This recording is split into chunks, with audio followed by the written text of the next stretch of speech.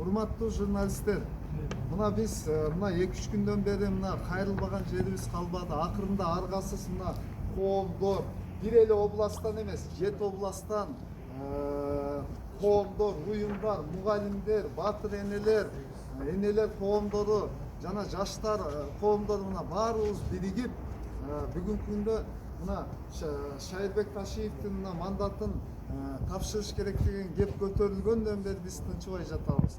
Эмне үчүн Шайырбек Ташиев 20 000 деген элдин голосун алып, ошо элдин жүгүн жеңилдетем деп келсе, анан ушул жерде 1-2 ичинде курту бар Кыргыздын душмандары агаң жерде отурат, сен отурганга акың жок деп айтышка алардын кандай акысы бар? Биз эч качан жол бербейбиз. Эл шайлаганбыз. Биз керек болсо биз кетиребиз же биз коебуз.